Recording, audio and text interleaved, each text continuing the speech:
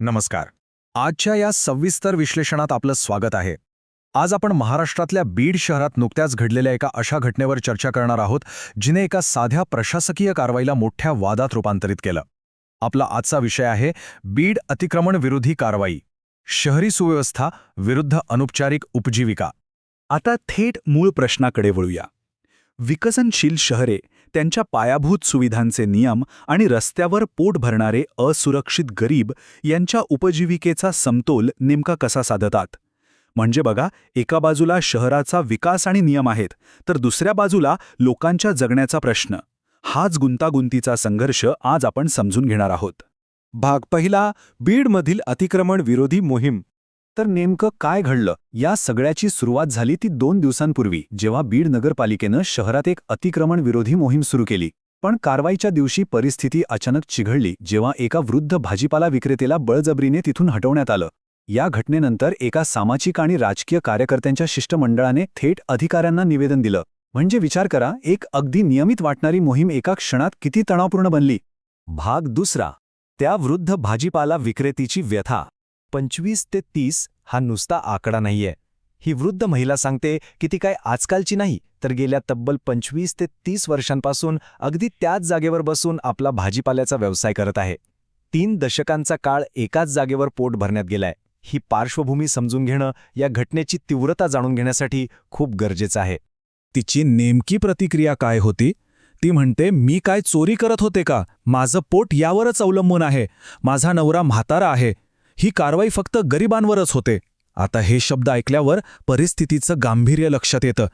मिळालेल्या माहितीनुसार त्या दिवशीच्या कारवाईत केवळ तिचा भाजीपालाच फेकला गेला नाही, तर तिची सकाळपासूनची 1500 ते 2000 रुपयांची कमाई आणि अगदी तिचा जेवणाचा डबाही त्या ट्रकमध्ये फेकला गेला. केवढं मोठं नुकसान आहे हे!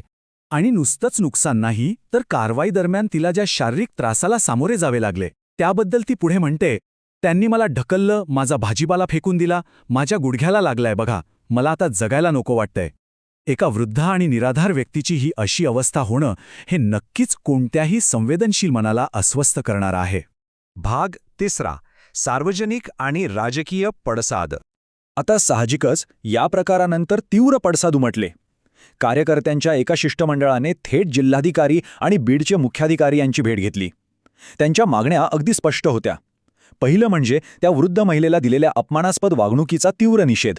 दुसरं, तिला न्याय आणि झालेल्या नुकसानीची आर्थिक भरपाई मिळालीच पाहिजे. तिसरं म्हणजे पथविक्रेत्यांसाठी काहीतरी पर्यायी जागा उपलब्ध करून द्यावी. आणि हो, जर हा प्रश्न लवकर सुटला नाही तर रस्त्यावर उतरून तीव्र आंदोलन करण्याचा थेट इशाराही त्यांनी दिला. तर इथला सगळ्यात महत्त्वाचा मुद्दा काय आहे? शिष्टमंडळ आणि कार्यकर्त्यांचा अतिक्रमण काढण्याला अजिबात विरोध नाहीये. त्यांचा मुख्य युक्तिवाद असा आहे की अतिक्रमण नक्की हटवा, पण ते माणसाच्या प्रतिष्ठेची किंमत मोजून नको.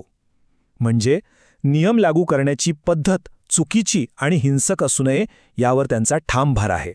भाग चौथा, प्रशासनाची प्रतिक्रिया. इथे आपल्याला प्रशासनाची भूमिका अगदी दुहेरी दिसते.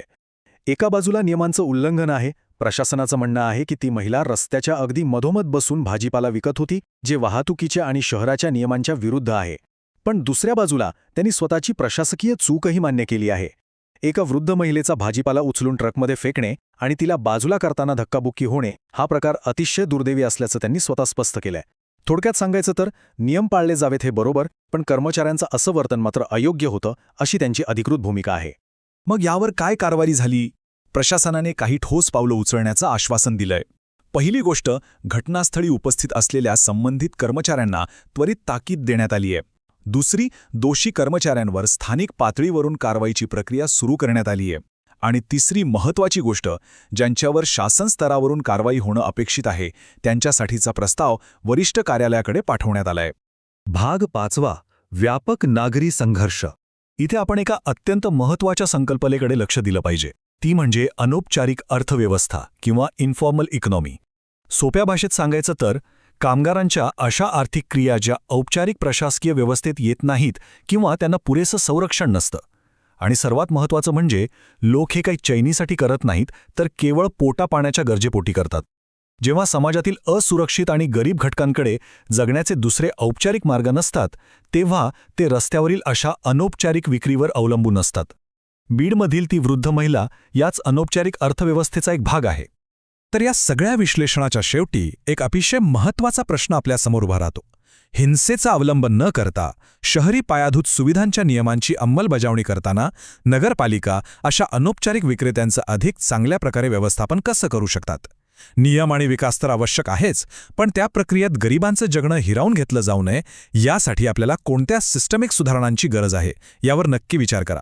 आजच्या या विश्लेषणात सहभागी झाल्याबद्दल खूप खूप धन्यवाद.